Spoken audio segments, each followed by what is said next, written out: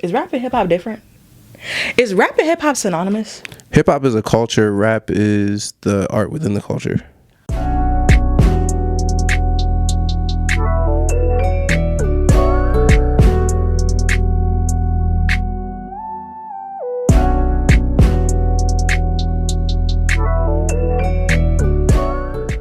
All right, so 1, 2. Like, no, just kidding. Hey everyone, I hate that I clap before every video, but it's a part of me. Hey everyone, it is me, Asha C. Welcome back to my channel. So I know the setup is a little different today. I have a very special guest with me. I have one of my closest friends. He's awesome. His name is Dan.Theory. Dan.Theory. Dan.Theory is a musician. He is a content creator. He is a soul winner for Christ. That was so dramatic, but no, he's a soul winner for Christ. One of my good friends. We met back in college, and he decided to, like, you know, let me invade his studio today. And you know, the quality is different. I want to bring y'all different stuff because, you know, you can't be a real money making mommy if you're not out here like really making moves. Like, y'all talk about it, but y'all don't really have the motion. Anyways, Daniel, so hello, welcome. What's goody? I know that was a mouthful. So today, me and Daniel, we always talk about, I can look at you. We always talk about like music and everything. We always talk about music, culture on the phone, but I really wanted to bring this to my channel. So today we're going to talk about the state of rap and hip hop. Okay. Well, wait, you said something in the beginning. So rap and hip hop is two different things, right? To me, rap and hip hop are two different things. So it's like, rap is encompassed in hip hop. I think hip hop is more a culture than it is just the art form of rap. Because hip hop affects the way we dress. Hip hop affects how we talk, what is culturally relevant. I think that's hip hop versus rap, which is just the art form in itself. Okay. So like a good example of hip hop and rap would be shell toes and Adidas tracksuits. That would be hip hop. Yeah, in the 80s. It just was something that came to mind. I mean, if we keeping it real, you gotta go with my boy Soulja Boy. Big Draco. Okay, let's do that. Let's do that. Baggy fits, early 2000s. So that is hip hop. What he did, because culture. That's hip hop and culture. Yeah. But what he was doing, like the music he was making, was rap. Yeah. And it was encompassed in the genre hip hop. Exactly. But then when people call a song, like when they describe a song in a genre, they're like, oh, he's hip hop rap or rap. Yeah, I mean, there's a lot of blurred lines. So you got a lot of folks like, oh yeah, you know, this is hip hop. This is called. I mean, people use it synonymously, but overall, I would say that one is culture and the other one is the art form. Okay, so thank you for that explanation. I love like the way you put it, because like, you know how we say words, yeah, and we don't be knowing what they mean. No, I don't do that. I be knowing what I'm saying. What is the state of hip hop and rap to you? That's vague. Well, no. What is your take on the state of rap right now? Like the culture that we're in, like the music that's coming out, the artists that are coming out, the way music is being distributed, the way it's being marketed and everything. How do you feel about it? Do you feel like it's going in a good direction? Do you think should we be hopeful for the future? Do you like what's coming out now? I know it's a loaded question, but no, it's good. Hip hop is dying, or maybe rap is dying.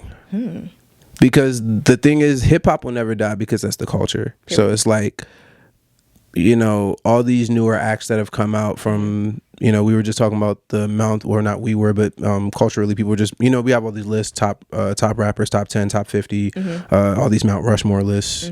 And you start thinking about like, oh, who's the best, who's whatever.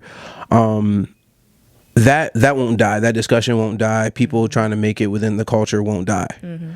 But the problem now is that because there's so much money to be made within rap music, hip hop culture, or whatever, people just use it as a stepping stone to get to other things. Whereas before, people were trying to use any means necessary to get into rap. Like rap before was about, oh, I want to be the best youngin'. Like I want to be, you know what I'm saying? Like if we talking like Drake, Cole, Kendrick, even you can throw Nicki in there.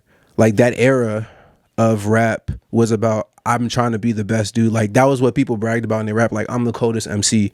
Now y'all just popping perks. Everything, everything musically speaking is like, it's less about like the actual art of rap, the skill form, and it's just more about like vibes. Like music today is really just vibes.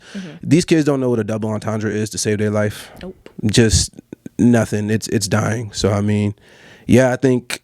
Now, if you ask me about the future of it and which direction I think it's headed, I mean, I think eventually they're gonna be cooked. Like it's gonna hit a point where it's like everybody gonna come in, have all these takes about, or have all the, you're gonna have a bunch of people coming within the culture making songs, and it's like, yeah, it'll be vibes, but then it won't be any real skill behind it. Like it's real easy to rap now. You just need a following, a couple people who like you, and a vibe or an aesthetic. And then don't even get me started about where sampling is today. That's a whole. We can get into that in Yeah, a that's few.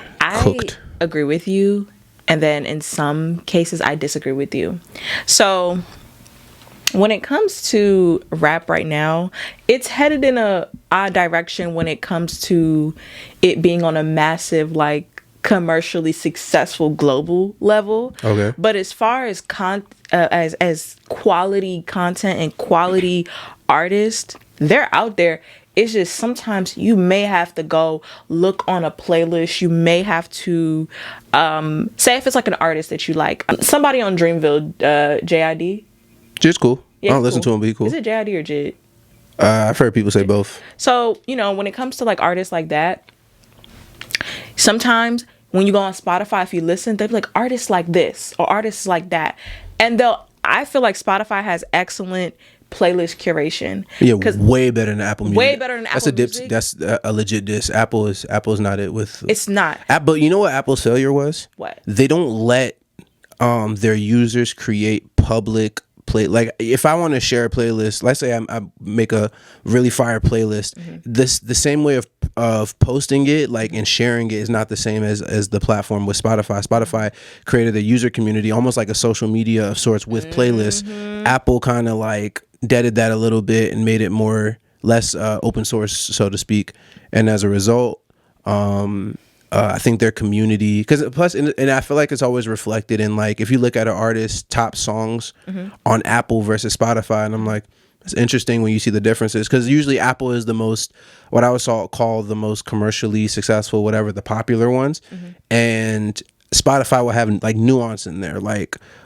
there'll be differences, like obviously there'll be some songs that overlap, like A Lucky Day, his Over would probably be his biggest song on both platforms, but then the number 2 and 3 positions would differ over time. So yeah, I just think it differs.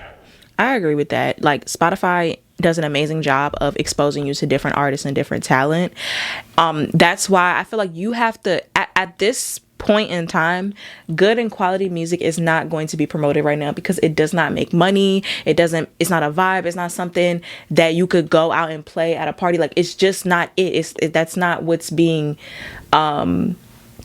promoted to us. So you're gonna have to physically go out there and find the music that you want to listen to, which is something that I do.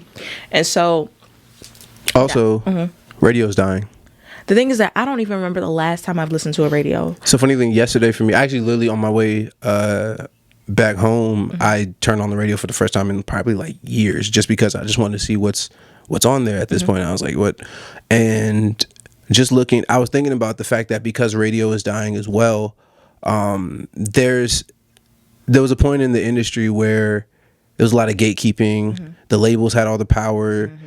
There were so many king and queen makers. So it's like without all of that, all those walls there anymore, anybody can get popping now. And at least, cause that's what I'm saying. Like even a lot of these new R&B girls, they don't really got too much skill like before. Like, you know what I'm saying? Like, they used to really have like boot camps, like legit boot camps for these artists. They would train them up, give them PR training, get them, all that's done. And these kids are just tossed into the wind. And all of a sudden, one day you're working your 9 to 5 and the next day you're a rapper or you're an artist. Agreed. For example, Ice Spice.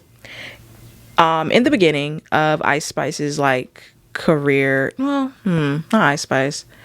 I'll just put Coi Leray. Coi Leray has been making music for a long time. Her dad is Benzino. He created the Source magazine and everything with like I think he had like a partnership or something with Eminem. Yeah. And so that didn't go well. But she's kind of is like a Nepo baby, if you would say. But what I've noticed is that when she performed, it sucked. It sucked. She had no type of stage presence. She had no type of thing. It's because she made all these TikTok hits. She made all these hits and she was so commercially successful. But when you put her on stage, it's really bad. And it's like and you're right. It's like they think that, oh, this artist has a following. They got everything. They got it. And but is stage presence, performance as relevant as it used to be? Yes. I'm going to counter and say I still think I personally, obviously, with me being a live musician and stuff like that is everything to me. But I'm starting to think that it's less relevant now because of the emergence of what the social media has played within music, right? But because we have so much access and visual to performances, it's like it's not as crucial because there's like this online feeling to it. When people go out and see you in person, yeah, it can be okay, but people, again, everything's on vibes now. It's less about like, oh, they killed it, and it's just, I enjoyed the music. Yeah, I'm gonna disagree. I'm gonna give you some pushback. Go ahead. I feel like as a person that's been to like a lot of concerts, like I went to a Burna Boy concert in December. That was one of the best concerts that I've ever been to but stage performance. But the stage performance was there. Yeah, he's a killer. I cared about it and I wanted it. WizKid, same thing. But then those are different artists. But I'm about to say that's a whole different subconference. Afrobeats artists don't miss. But you know what it is? What? They all have bands. You know what I mean? Yeah, and that's the thing. It's like people don't think about the arrangements of it because you could perform a song, but for example, at the WizKid concert, he performed Essence, but that was one of his biggest hits like a year or two ago, and we know, we want to hear Essence at the end, right? But guess what, the song that he performed, he had a band, right? Yeah. He performed Killing Me Softly and then kind of entered into a medley that led to Essence, and it's the way it transitioned was beautiful. He knew that a lot of people were coming to hear Essence. Yeah, they were Essence warriors. Oh yeah, of course. Y'all was taking up all the good Wait, I gotta say this. Everybody. Stay out of Daniel's DMs, all right? If you're not a saved and Christian woman. Church girl. Read her Bible. So the thing is that like with African artists, they're different. But going back to American artists, for example, Beyonce. Talk about her. Beyonce actually does like live renditions of songs. She mixes old songs. She actually takes her time. But Beyonce is the last of an era where Beyonce is from them killers. Cause bro, did you read about what her dad made her do? No, I didn't. So when Matthew Knowles was managing Destiny's Child, what they would do is the reason why Beyonce has the breath control and Kelly has the breath control, and Latoya too. I don't know about Farrah and them, but anyways, the reason why hating low key. The reason why they have the breath control that they have is because Matthew would make them run up and down stairs. All right, Joe Jackson. And sing. And she developed this type of stand-up. It's like the artist development is artist development is gone. It all dials back to artist development. So like, but that's dead. There's no gatekeeper. And here's the thing: there's pros and cons to having gatekeepers. Obviously, gatekeepers means less people can get through. You get less unique artists. They're controlling what is popular now. But the reason why that's that same redundant argument about like, oh, we're talking about like real rap and what it even is real rap. What is introspective? Like I used to consider J. Cole to be introspective rap. He's not.